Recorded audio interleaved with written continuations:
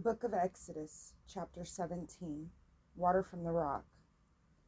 From the wilderness of Sin, the whole Israelite community journeyed by stages as the Lord directed and encamped at Rephidim. But there was no water for the people to drink, and so they quarreled with Moses and said, "Give us water to drink." Moses replied to them, "Why do you quarrel with me? Why do you put the Lord to a test? Hear then in their thirst for water." The people grumbled against Moses, saying, "Why they did, excuse me. Why then did you bring us up out of Egypt to have us die of thirst with our children and our livestock?" So Moses cried out to the Lord, "What shall I do with this people? A little more and they will stone me."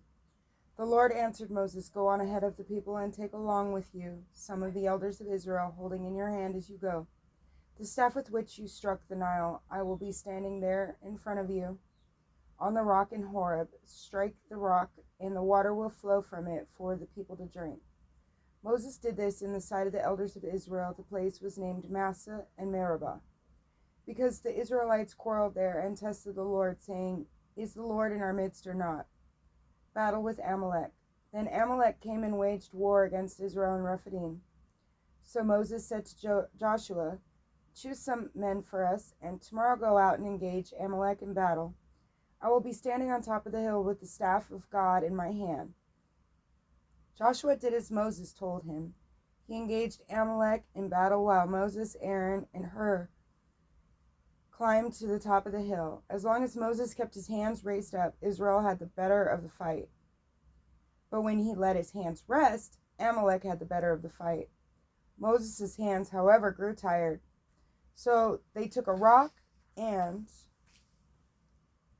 put it under him, and he sat on it. Meanwhile, Aaron and Hur supported his hands, one on one side and one on the other, so that his hands remained steady until sunset. And Joshua defeated Amalek and his people with the sword. Then the Lord said to Moses, "Write this down in a book as something to be remembered, and recite it to Joshua. I will completely blot out the memory of Amalek from under the heavens." Moses built an altar there, which he named Yahweh Nissi. For he said, "Take up the banner of the Lord. The Lord has a war against Amalek through the ages." Exodus chapter 18. Meeting with Jethro. Now Moses' father-in-law Jethro, the priest of Midian, heard of all that God had done for Moses and for his people Israel, how the Lord had brought Israel out of Egypt. So his father-in-law Jethro took along Zipporah, Moses' wife. Now this was after Moses had sent her back, and her two sons. One of these was named Gershom, for he said, "I am a resident alien in a foreign land." The other was named Eleazar, for he said, "The God of my father is my help. He has rescued me from Pharaoh's sword." Excuse me. Together with Moses' wife and sons. Then his father-in-law Jethro came to him in the wilderness, where he was encamped at the mountain of God. And he sent word to Moses, "I, your father-in-law Jethro, am coming to you, along with your wife and her two sons." Moses went out to meet his father-in-law, bowed down, and then kissed him. Having greeted each other, they went into the tent. Moses then told his father-in-law of all that the Lord had done to Pharaoh and the Egyptians for the sake of Israel, and of all the hardships that had beset them on their journey, and how the Lord had rescued them. Jethro rejoiced over all the goodness that the Lord had shown Israel in rescuing them from the power of the Egyptians. "Blessed be the Lord, Blessed be the Lord," he said, "who has rescued you from the power of the Egyptians and of Pharaoh. Now I know that the Lord is greater than all the gods, for he rescued the people from the power of the Egyptians when they treated them arrogantly." Then Jethro, the father-in-law of Moses, brought a burnt offering and sacrifices for God, and Aaron came with all the elders of Israel to share with Moses' father-in-law in the meal before God. Appointment of minor judges. The next day Moses sat in judgment for the people while they stood around him from morning until evening. When Moses' father-in-law saw all that he was doing for the people, he asked, "What is this business that you are conducting for the people? Why do you sit alone while all the people have to stand about you from morning till evening?" Moses answered his father-in-law, "The people come to me to consult God. Whenever they have a disagreement, they come to me to have me settle the matter between them and make known to them God's statutes and instructions." "What you are doing is not wise," Moses, his father-in-law, replied. "You will surely wear yourself out, both you and these people with you. The task is too heavy for you. You cannot do it alone. Now listen to me, and I will give you some advice, and may God be with you. Act as the people's representation before God and bring their disputes to God. Enlighten them in regard to the statutes and instructions, showing them how they are to conduct themselves and what they are to do. But you should also look among all the people for able and God-fearing men, trustworthy men who hate dishonest gain, and set them over the people as commanders of thousands, of hundreds, of fifties, and of tens. Let these render directions for the people in all routine cases. Every important case they should refer to you, but every lesser case they can settle themselves. Lighten your burden by letting them bear it with you. If you do this, and God so commands you, you will be able to stand the strain, and all these people too will go home content." Moses listened to his father-in-law and did all that he had said. He picked out able men from all Israel and put them in charge of the people as commanders of thousands, of hundreds, of fifties, and of tens. They rendered decisions for the people in all routine cases. The more difficult cases they referred to Moses, but all the lesser cases they settled themselves. Then Moses said farewell to his father-in-law, who went off to his own country. Covenant and legislation at Mount Sinai. Arrival at Sinai. In the 3rd month after the Israelites' departure from the land of Egypt, on the 1st day they came to the wilderness of Sinai. After they made the journey from Rephidim and entered the wilderness of Sinai, they then pitched camp in the wilderness. While Israel was encamped there in front of the mountain, Moses went up to the mountain of God. Then the Lord called to him from the mountain, saying, "This is what you will say to the house of Jacob. Tell the Israelites, you have seen how I treated the Egyptians and how I bore you up on eagle's wings and brought you to myself. Now if you obey me completely and keep my covenant, you will be my treasured possession among all peoples. Through all the earth is mine. You will be to me a kingdom of priests, a holy nation. That is what you must tell the Israelites."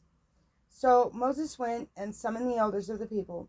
When he set before them all that the Lord had ordered him to tell them, all the people answered together, "Everything the Lord has said we will do." Then Moses brought back the response of the people. The Lord said to Moses, "I am coming to you now in a dense cloud, so that when the people hear me speaking with you, they will also remain faithful to you." When Moses then had reported the response of the people to the Lord said to Moses, "Go to the people and have them sanctify themselves today and tomorrow. Have them wash their garments and be ready for the 3rd day. For on the 3rd day the Lord will come down on Mount Sinai in the sight of all the people. Set limits for the people all around, saying, take care not to go up the mountain or even to touch its edge. All who touch the mountain must be put to death. No hand shall touch them, and they must be stoned to death or killed with arrows. Whether human being or beast, they must not be allowed to live. Only when the ram's horn sounds may they go up on the mountain." Then Moses came down from the mountain to the people and had them sanctify themselves, and they washed their garments. He said to the people, "Be ready for the 3rd day. Do not approach a woman." The great theophany.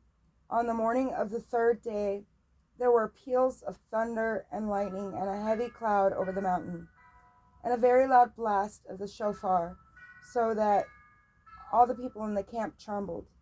But Moses led the people out of the camp to meet God, and they stoned themselves at the foot of the mountain. Now Mount Sinai was completely enveloped in smoke because the Lord had come down upon it with fire. The smoke rose from it as though from a kiln, and the whole mountain trembled violently. The blast of the shofar grew louder and louder, while Moses was speaking and God was answering him with thunder.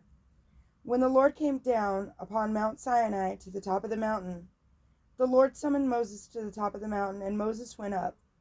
When the Lord told Moses, "Go down and warn the people not to break through to the Lord in order to see him, otherwise many of them will be struck down. For their part, the priests who approach the Lord must sanctify themselves, else the Lord will break out in anger against them. But Moses said to the Lord, the people cannot go up to Mount Sinai, for you yourself warned us, saying, set limits around the mountain to make it sacred. So the Lord said to him, go down and come up along with Aaron, but do not let the priests and the people break through to come up to the Lord, else he will break out against them. So Moses went down to the people and spoke to them. Exodus chapter 20. The Ten Commandments. Then God spoke all these words. I am the Lord your God, who brought you out of the land of Egypt, out of the house of slavery. You shall not have any other gods beside me. You shall not make for yourself an idol or a likeness of anything, in the heavens above, or on the earth below, or in the waters beneath the earth. You shall not bow down before them or serve them, for I, the Lord your God, am a jealous God, inflicting punishment for their ancestors' wickedness on the children of those who hate me, down to the third and fourth generation, but showing love down to the 1,000th generation of those who love me and keep my commandments.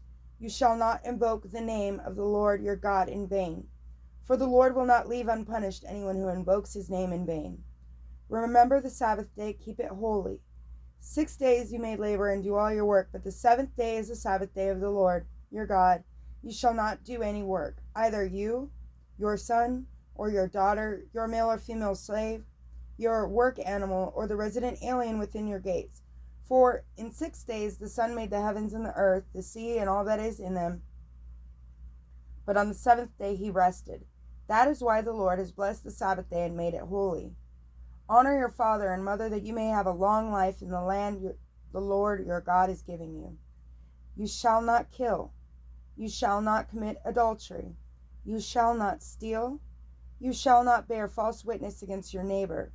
You shall not covet your neighbor's house. You shall not covet your neighbor's wife, his male or female slave, his ox or donkey, or anything that belongs to your neighbor. Moses accepted as mediator. Now, as all the people witnessed the thunder and lightning, the blast of the shofar, and the mountain smoking, they became afraid and trembled. So they took up a position farther away and said to Moses, you speak to us, and we will listen, but do not let God speak to us, or we shall die. Moses answered the people, do not be afraid, for God has come only to test you, and put the fear of him upon you, so you do not sin. So the people remained at a distance while Moses approached the dark cloud where God was. The covenant code. The Lord said to Moses, this is what you will say to the Israelites. You have seen for yourselves that I have spoken to you from heaven. You shall not make alongside of me gods of silver, nor shall you make for yourself gods of gold.